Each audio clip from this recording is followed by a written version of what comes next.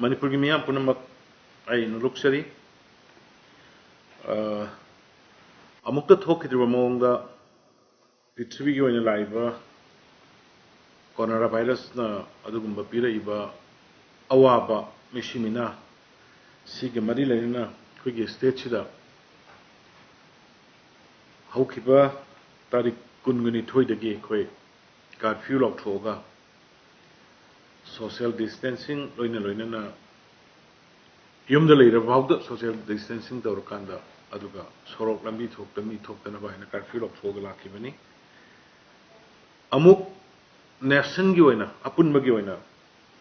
haukiba tarik kungamari gi midnight the honorable prime minister na aduguma nation na se punna namit kungama thoini hadi laiba april 14 phobo total lockdown to gudabani natragadi haiba virus dagi khoi nga phokong amoyena haibadagi tarik kuni thoidagi khoina curfew lakpadu tarik kungamari gi midnight dagi amu sathar kanda na si phoba lockdown the numit mapani sure aduga akhoina state government na lokot kiba curfew gi numit humni du par kana 11 days pura sure koina another chakra ki dur bisi koi gi april gi tarik tara gi mari phoba ne koina lockdown to gudoris masi dai da ngasi phoba da numit tara ga mathoini subasi phoba da praja miyamna sahjok pibidana cooperation pibidana health department da lokotchariba state government lokotchariba aduga bharat ki aduga pradhan mantri Narendra Modi ji na total lockdown to pada saru yabiu mateng pamrina la pada yabi rakanda in bi rakanda awana kaya mai yok meriba lamdam sigi ahlaman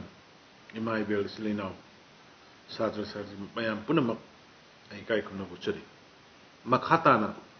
ngasi koina lockdown makha sathaga doriba sathariba se atai krishnate akhoi isa bu kanjana akhoi gi leiriba iselina mayam sibu kanjana ba hinna ba gedu ma amata ngairaba lambi oi baduna sarkar na masigi step si kan lojabani masida kanagummi da thokpa khudong sa da inconvenient toiba adugum khara yawrugasu madugi damakta ngapiu adugu sarkar gi side gi makhata na koina haining badi lockdown se mapung phana tawbiu mapan thokpi ganu lambi sorok to chatpi ganu yum da laiba matam da bawda social distancing phajna laibiu sarkar na matam gi pochai laina na ba khona na ba hairba matam du da sarkar na hairaiba mawong matau du da inbiu aigi oiba khudam khara aina panjaraba ngasi italy da yam sathina sokriba thawoi ru da bagini he tung budagini amna hairi basigi virus se sidagi ngakok na bahona bdai koi he tungum si experts na medical experts na health department na world health organization na aduga akoi gi ministry of health government of india gi pira ibe instructions se koina matam gi matungina laiba projami amna khangan jabni health department gi kuthangda amna mayam na masi illaga chalagadi hairi ba laina sidagi akoi ngakthop ngamani hojik phawbada laibak fabadagi England da laik tamubi chanupi dunatana atopa mata positive oidana ngarang phawba leirmani sandoktana adubu laibak thiba haiba tare ngarang si nana hokiba march ki tarik 13 da koi hana khangde march ki tarik 13 da ekoi gi delhi da tablighi jamaat event nizamuddin da akogi religious conference ma yauruba missing mada yauruba missing bharat ki state kaya da matang laina asi santorakar henkalakre na haibadagi akogi manipur da home ministry dagi list ma tharai hairi bo home ministry dagi tharakpa list da koi manipur gi sumi samaga ma hairi ba Nizamuddin gi adugumba conference do yawi hena list pirapani madagi akhoi government da praja da di khanganda na akhoi government da achoba tension na laiki adu boi khoina one by one akhoina track tor kanda haiba myoshing sigi manungda ayambana manipur gi number oiraga su mobile number manipur gi mi oiraga su manipur da leidaba mapanda leibugumba aduga surrounding to the salamba manunga di yaudaba telephone track to matamda adugi periphery adagi hujiki masjid sigi manak adagi taba aduga manunga mukti yaudaba mioising loina identify to matunga khoi mi yang khai kuntrataruk ama mi kuntrataruk ama hujik manipur gi mi wara moi manipur da laktri mapan da lei hujik manipur da madudai da yaudaba mi tara manipur da lakre hairiba moi tara dugi manungda aikhoina symptom leibra hena chingna ba mioi ani test tobuni ani test tob matamda amadi ngarangi preliminary kanoda haifet chingna ba ma leibadagi inconclusive oina jenims leibse tambani adugo ngasigi hujik fawbugi athengba report ta mahak adu kwakta dagi ni mahak negative oire adugo laibak thiba mana lelong dagi rims da test over nipa adudi amuk retest over matamda ma positive oire aduna huji ekoina section thawrang oina mahakna imphal da manipur da thungra matungda mahak kana ga lei karai da lei kari tawi haibana chingma madugi ekhoi trace tobugi investigation tobugi port adu ngarang dagi ekhoi leptana chatharakpani aduna makhoi gi imung manung mioi tara go humdoi maga lei minar imung tara go humdoi ekhoi hoji rims da pukhalaga test ki damta sem sakre loina namkoi quarantine tawraga afam rims ki mafam da thamagani loina na haido ni pasna karai da sanga mi kari tormi haibna singu do koi medical team samadi koi gi security team tor kana ajana thigala kana makhata na sanduk kana ba maga ulamba missing kana no haibda identify tok thoga quarantine center thamna ba koi hona jari aduna yam ka hena mi pai ningai thagat ningai kaishu oidri tawbudabu sida ina nahanju haijaba aikhoi leiriba manipuri punamak daina appeal tawni aikhoi sincere oiba sangi ai mapan chalurde ai mapan chalure ai suguma thaba ama tawrdi sumam tawrure haibagi madugi sincerity ama aikhoi da sangi madugi potune khone yam toina government ge side gi manipur state government ge side gi aduga bharat sarkar gi side gi koina hanjan koina appeal tawjibase aduna hujik masida leiramiba ama kokta dagi duma negative oirame negative oirami adu orasu moi quarantine center da koi another 14 days ma koi thamgi gani aduna hoji positive oiri basi ma ge treatment hogre adu loina ma ge imung manu koi pukhalaga anda test to hon gani loina test to matung da negative oibra positive oibra yang kana madu matung ina quarantine center da koi thabulo kitani aduna ina mayam da hygienic buse potsi line lo bosu ya de koi hairiba potsi amna sandokan ba yamna launa gan ba aduma posaka mo webna aduna hujiki sugumba ngara home ministry gi instruction matung ina sugumba adugumba thabama koina yadi ena haiba port ma thabak chatluba na chaga leiruba maramdi akoi lockdown to busi thoki batok do moina lakpasi tarik 13 march ki adap tarik 3 nifan mapan yaw ro tarik 13 da lakwa imphal yorpa aduga lockdown to busina kona tarik kunga mithoi dagi akoina curfew hobuni lockdown tarik kunga mari dagi hobuni aduna madugi mamang duda makhoi ekoina si sumba ada conference duda yauri ne haiba khangna dabagi adumba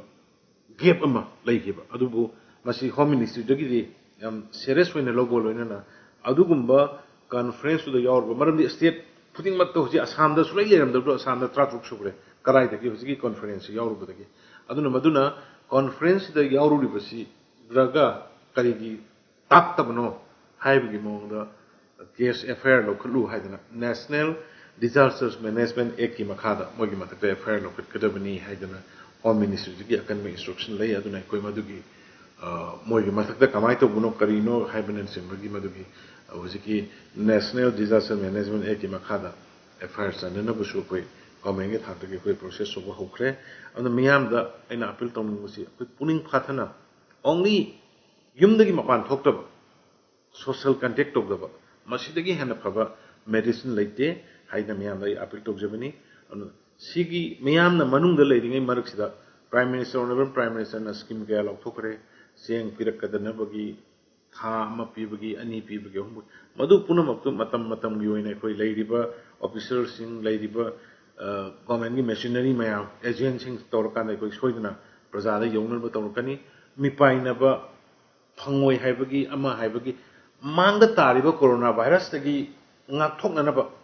sathiraba virus tagi thengnanaba rungda koi punna puning lupsallaga sangisi jana thangnaba injang napi amata awat pula heloi haidana imasi maga amuka na haijari ngarang makta su koigi NGO khara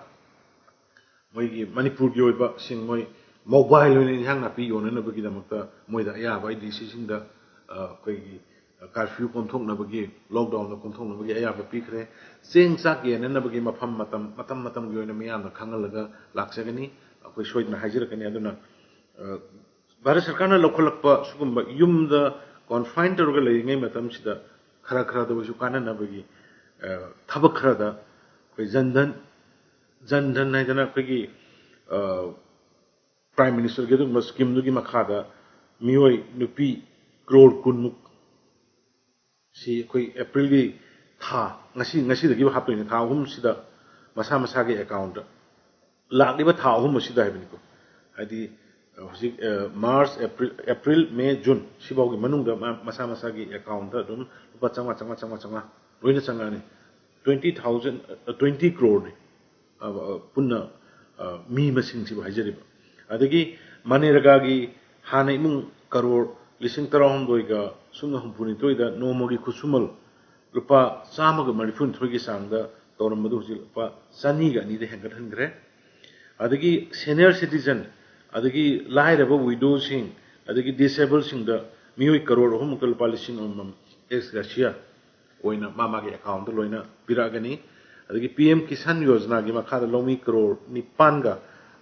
pointer eta chaliba April thasi gi ahan ba sayol da lenga na lupa lising ani mangjong na makoi gi account halamne hana lising taruk sahi gi hapodo madu handaki